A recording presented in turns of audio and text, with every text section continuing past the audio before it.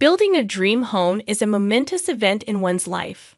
Let me share the story of my marital relationship, which began to crumble right after reaching such a pinnacle of happiness. I am Angela, 30 years old, and my family consists of my 35-year-old husband, Mark, and our 3-year-old daughter, Rosa. We finally decided to build our dream house. While most people would envision a smooth sailing life overflowing with happiness, it wasn't the case for me. Recently, we faced endless concerns about the house under construction and Mark's parents. The first sign of our relationship's deterioration appeared when we left Rosa at Mark's parents' house. Both of us work full-time, leaving little time on weekdays. We primarily ventured out on weekends for house hunting and design consultations. When we took Rosa with us, she would get bored and cranky, so we usually left her with my parents nearby. However, one morning, my dad fell ill and went to the hospital, meaning they couldn't look after Rosa. I thought of canceling our plans for the day, but Mark suggested leaving her at his folks' place. Honestly, I don't get along well with his parents, Tom and Betty. They believe they can say whatever they want to their son's wife without any restraint. Outdated thinking, really. Plus, I felt uneasy asking them to suddenly take care of a toddler. But if we postponed our plans, the house completion would be delayed too. Reluctantly, we decided to entrust Rosa to Mark's parents just for that day. After finishing our errands, we bought some fancy desserts as a gift and went straight to Mark's parents' place. We arrived in the evening, and perhaps due to the desserts, Tom and Betty were in a good mood. We thanked them and left. On the way home, Rosa asked, "Where's Grandpa and Grandma's room in the new house?" I was taken aback and asked what she meant. Did they ask her about it? What did she tell them? Rosa started chatting with her stuffed penguin, seemingly ending the conversation. She referred to my parents as Granddaddy and Granny, and Grandpa and Grandma could only mean Mark's parents. Maybe they're curious if they'll have a room when they come over, I thought back then. Since then, Mark's parents often started visiting during weekday evenings and holidays, specifically when we were home. Currently, to save money for our new house, we're living in an old, small rented apartment. Whenever Mark's parents arrive, they make themselves at home, asking to see the documents for the house under construction. Before I could object, Mark would happily show them, enthusiastically explaining everything. It's irritating enough that they come over so frequently. Then Betty would shoot rapid-fire questions, mostly at me, just like a congressional hearing. It's not Mark who's in the hot seat. It's me. Somewhere, the speaker is raising his voice. "Mrs. Angela, looking at these plans, the location of the kitchen is not practical, right? Please change it, and we need more living rooms." Everyone, when they age, finds living rooms comforting. Plus, having only one kid's room. What if you have another child? I'm sorry, that last bit was a joke. Thankfully, I'm not actually being grilled on population decline. Now it seems it's my turn to respond.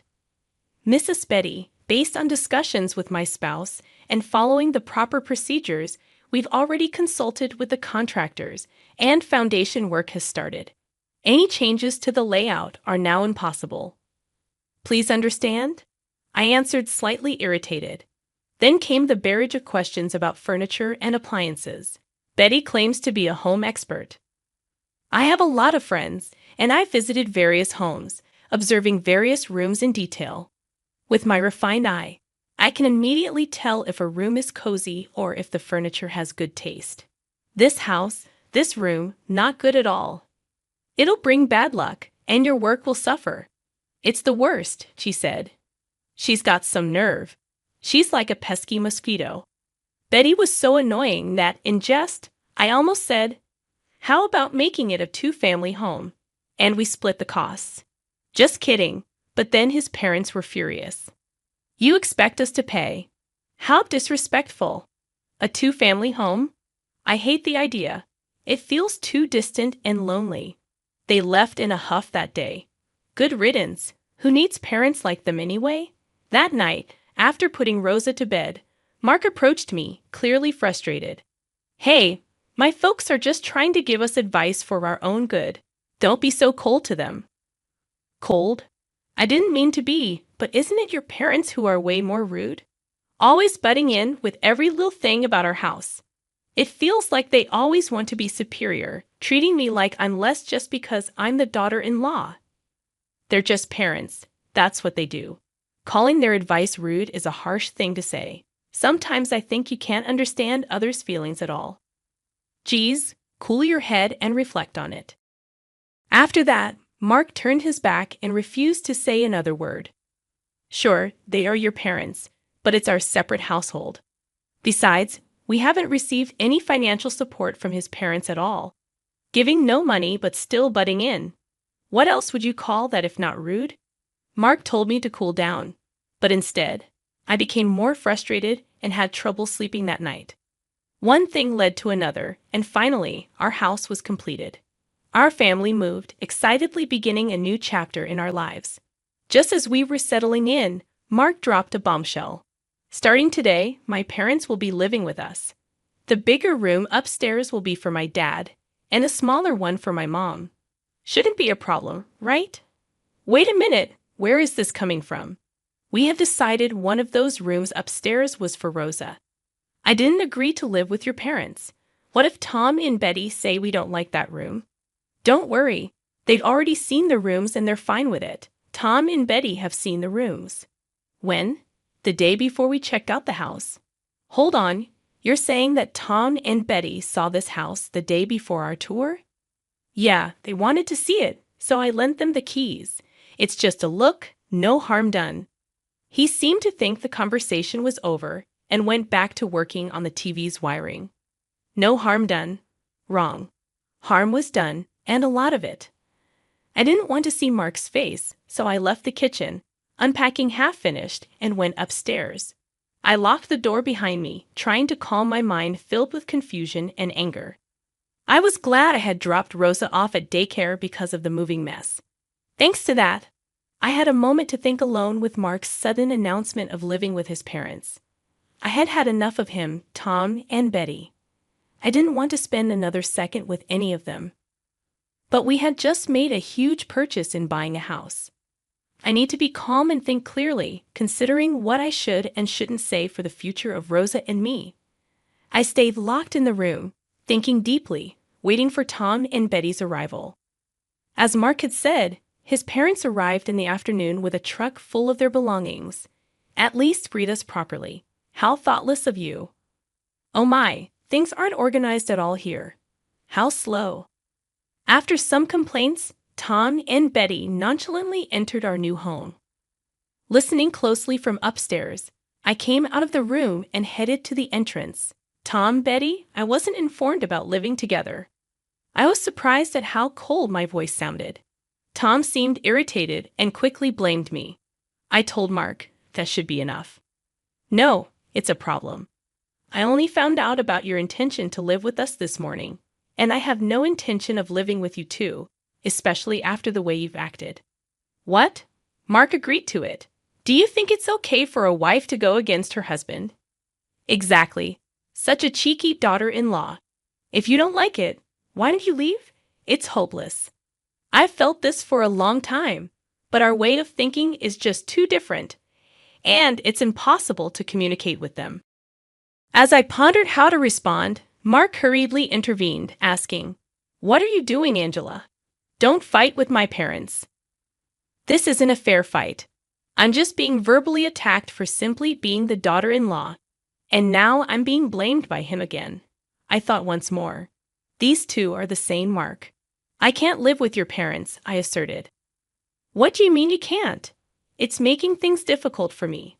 As my wife, you should follow my lead, right? Before I'm your wife, I'm an individual. Do you think you can just force me to obey? Tom, who had overheard our conversation, exclaimed loudly, "I wouldn't want such a daughter-in-law in my family." Then Mark chimed in, agreeing with Tom, "You might be right. Maybe it's better to divorce a wife who can't respect my parents." I seized the moment. "All right then, let's get a divorce," I declared. The husband who broached the subject of divorce, the wife who agreed. I hoped my smartphone in my pocket recorded that exchange. With a prayerful feeling, I continued. Now that we will be strangers, please return the $240,000 I loaned to Mark for the house construction." Tom and Betty shouted in shock. Mark looked pale, even beyond blue, as he gazed at me. I patiently explained to the clueless Tom and Betty, "You might be misunderstanding, but Mark hasn't contributed a dime to the house purchase. The house was built solely with my savings." "Why?" "Because this man with no sense of planning had zero savings. Even though we both worked, we split living expenses equally from our incomes. We had an agreement to save the remainder in our individual names. But this man wasted his money and saved nothing." Hey, Angela, there's no need to go that far," Mark protested. "It's all true. And yet, when we discussed buying the house, you were adamant that the house be in your name. I do have the loan agreement. You can't pretend it didn't happen," I stated firmly. "No way." Leaving them struck, Mark and his parents were there. I swiftly packed my valuables, clothes, Rosa's favorite toys, and clothes into suitcases and bags. Holding Rosa's beloved stuffed penguin and clothes, I loaded everything into my compact car and quickly drove off, saying goodbye to our newly built home. I then picked up Rosa from the daycare and headed to my parents' house. My parents, in their casual wear, were quite surprised to see me suddenly arrive with loads of baggage. "It's sudden. And if it's inconvenient, I'll just stay in a motel." Hesitantly saying this, my parents rushed to stop me. I later learned that they were worried I might have done something rash with Rosa. In reality, it was the opposite. I had sworn to protect her at all costs. For now, I explained everything to my parents about wanting to split from the worthless Mark and my desire to raise Rosa on my own.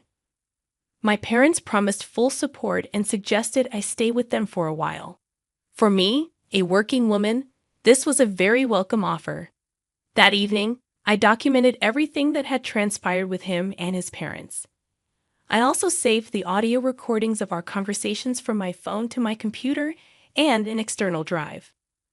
With this evidence in hand, I used my paid leave and weekends to visit several law firms. Finally, I found a trustworthy attorney and officially hired them. Busy days followed, and before I knew it, a week had passed since the day I left our new home. That day after work, someone was waiting for me. It was Mark. I'd like to call him my ex-husband, but sadly, on paper, he's still my husband.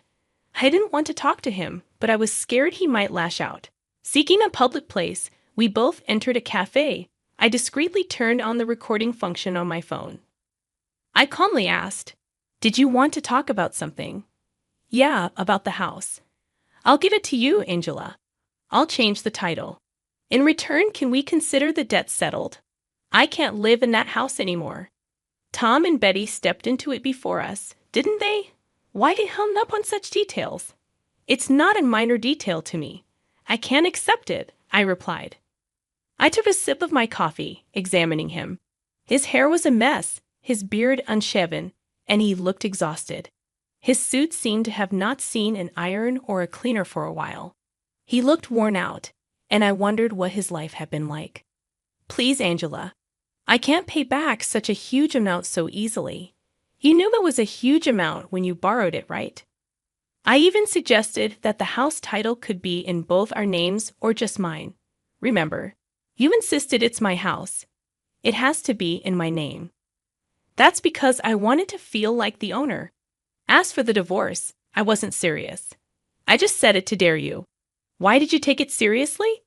I am serious. I've had enough, and I will divorce you for sure. Not just because you lack responsibility, but I can't deal with such rude parents like yours. I can't believe it. Rosa is waiting for me, so if we're done, I'll leave. Wait. I'll be the one taking Rosa. His words sent chills down my spine. When I got home, I asked my parents to be cautious so that Rosa wouldn't be forcibly taken away. A few days after his visit, I received a call from the daycare that people who seemed like his parents, Tom and Betty, had shown up. I left work early and rushed to the daycare. Fortunately, I had informed the daycare in advance, so they had Tom and Betty wait in a separate room. They made sure Rosa didn't see them. When I entered the room where Tom and Betty were, I was immediately yelled at. "Give back our granddaughter, you thieving cat." "What do you mean by thieving cat?